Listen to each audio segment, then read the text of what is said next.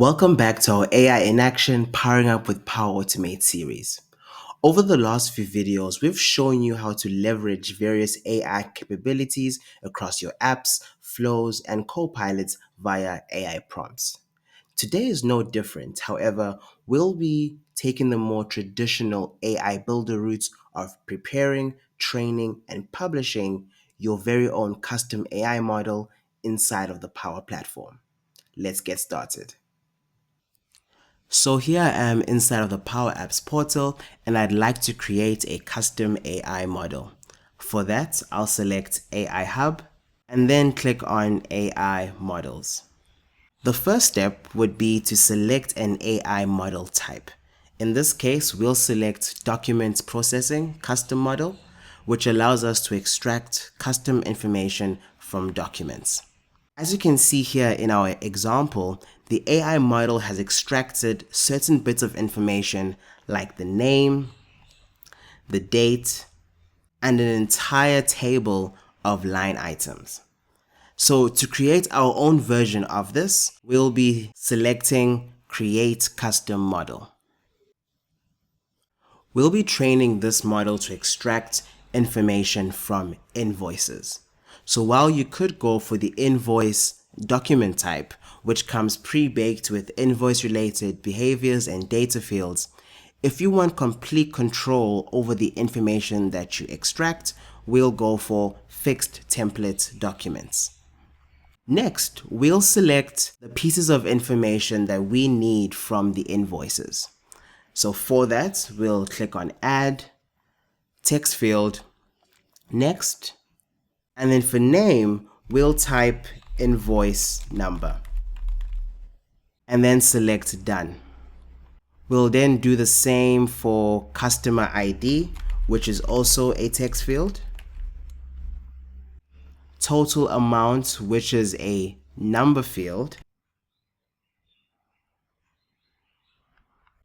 We'd also like to extract due date, which is a date field.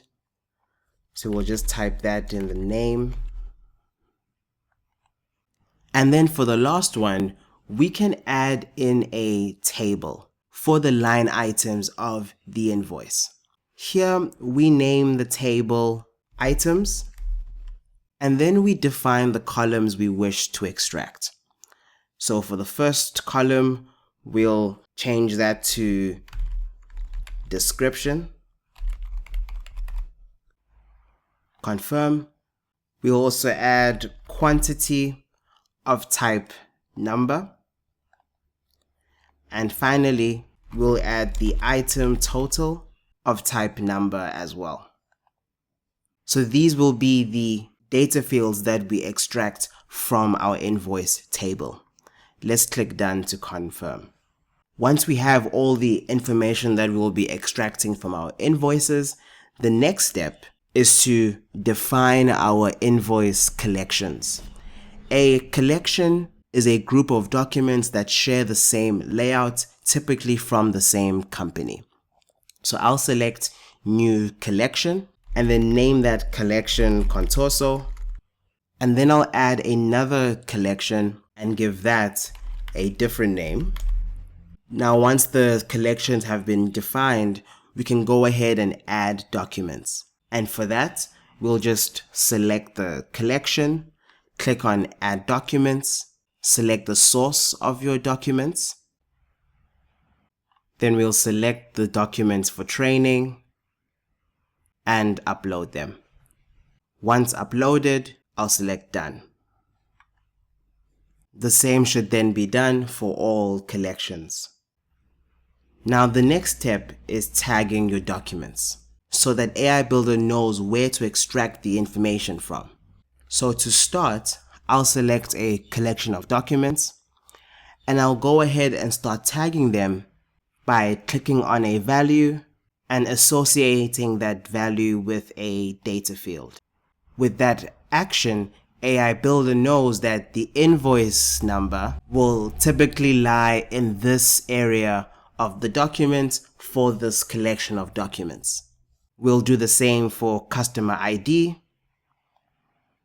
and then we'll do the same for date. Now, sometimes a value consists of multiple parts, like this date. For those, I can just simply click and highlight the entire value and then associate it to a field as normal. Now for our table of line items, it becomes a bit more sophisticated. Again, we use the click and highlight method to select the entire table and then match it to the items field. That will then open up this tool that allows us to first separate the table into rows with a simple click. Then we press Ctrl and click to add in our columns. Now we can assign each of these headers and match them to the table fields we created earlier. So we click on quantity and we assign it, description, assign it, and line total, and we assign it.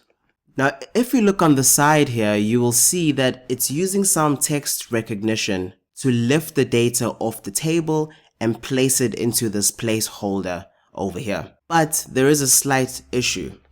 It also includes the title row of the table. So to remove that, we can toggle this ignore first row option, and then we'll have the data that we need from our table of line items. And with that, we'll select done. Let's go ahead and also tag that final total amount value. And then you'll see that we have completed the first document in this first collection. Now, of course, to accurately train this model, we'll have to tag every single document in all available collections that we have. But before that, I'd like to actually show you something. Let's go back to our collections list and click into Contorso, and you'll come to find out that when tagging multiple collections, you'll find that some fields won't be found in all collections that you have. Like in this Contorso set of documents, there is no customer ID. So for that, you can simply go to the data field, click on this options tag, and select not available in collection. This makes it so that you won't have to tag that particular field in this collection of documents.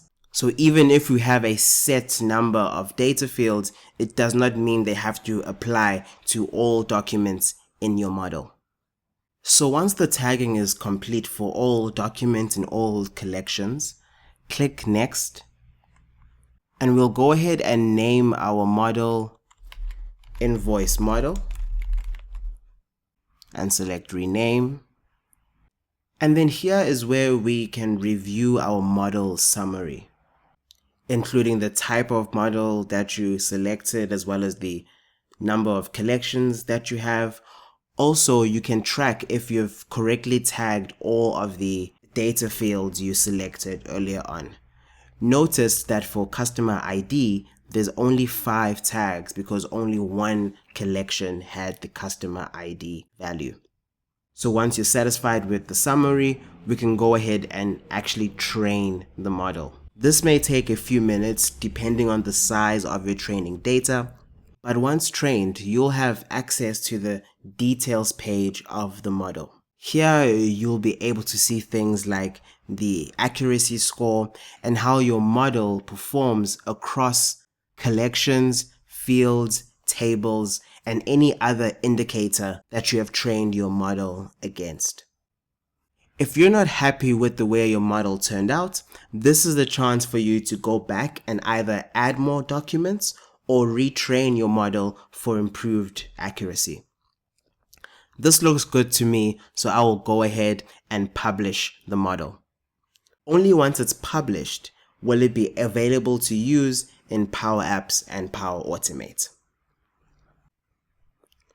Once published, I will go ahead and perform a quick test by uploading a test document, which I should find in my sample documents here. The model will then analyze the document and hopefully it comes back with the correct tags identified on the document. As you can see, it has accurately identified the invoice number, even though the original invoice number has been scratched off. It knows where the date is, the total amount, and it has successfully identified each of those line items in my table. And that's all we have for this video. Join me in the next one where I will show you how to use this AI model inside of a Power Apps Canvas app and a Power Automate flow. If you want to know more about documents processing and the rest of the custom AI models inside of AI Builder, check out the description below for all the links and resources to help you get started. I'll also link to a bunch of sample data that you can use to train your models with. Thank you so much for watching, and don't forget to subscribe to the Microsoft Power Platform channel to get a notification when we release the next video of our AI in Action Powering Up with Power Automate series.